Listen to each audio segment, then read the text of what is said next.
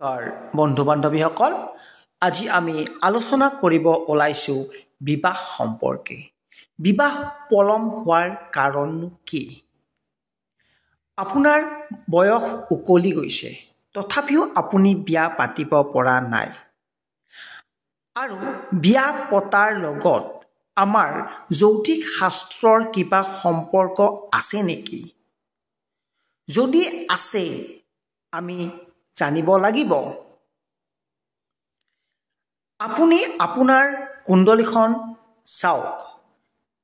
আপোনাৰ কুণ্ডলীত কোনোবা গ্ৰহই অশুভ ফল প্ৰদান কৰিছে নেকি?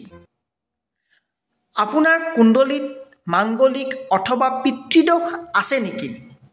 এনেকুৱা নানা ধৰণৰ কথা। বিবাহ পলম হোৱাৰ বহুতো কাৰণ থাকে। মাথো আমি ভালদৰে কুণ্ডলীখন চাব লাগিব আৰু ভাল অনুভৱী জ্যোতিষীৰ ওচৰত আপোনাৰ কুণ্ডলীখন পৰিছে নে নাই তাকো চাব লাগিব। আৰু সেইটোৱেই হ'ব আপোনাৰ ডাঙৰ কথা। আজি আপুনিও জানিব পাৰিব আপোনাৰ কুণ্ডলীৰ পৰা আপোনাৰ বিবাহ পলম হোৱাৰ কাৰণনো কি? আৰু আপুনি কি কৰিলে বিবাহ সোনকালে হ'ব তাৰো বিষয়ে আপোনাক আজি ক'ম। যৌতিক শাস্ত্ৰ অনুসাৰে বিবাহ পলম হোৱাৰ কেইবাটাও কাৰণ দেখা যায়।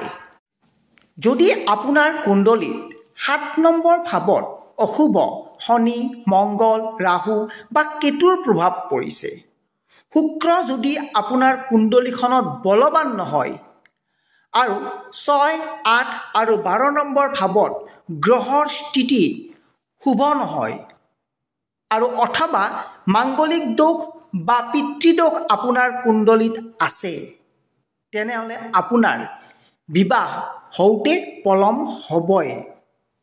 এয়া হ'ল যৌতিক শাস্ত্ৰৰ শুদ্ধ আৰু সঠিক নিয়ম। এতিয়া আমি ইয়াৰ প্ৰতিকাৰ পাব পাৰোঁনে?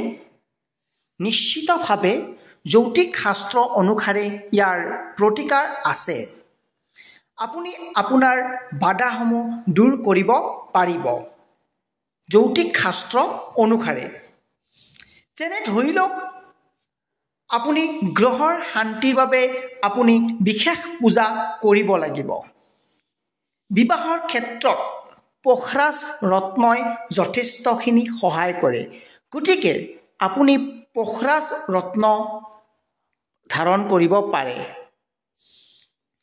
আৰু আপুনি হনুমান মন্দিৰত পূজা কৰিব পাৰে। ই আপোনাৰ বাবে অতি লাভদায়ক হ'ব। আপুনি একান্ত মনে মহামৃত্যুঞ্জয় মন্ত্ৰ নাইবা শিৱ সহস্ৰ নাম পাঠ কৰক। আপুনি এনেকৈয়ে প্ৰতিদিনে কৰিলে আপুনি অতি সোনকালে ইয়াৰ শুভ ফল পাব। ঈশ্বৰৰ প্ৰতি বিশ্বাস ৰাখক।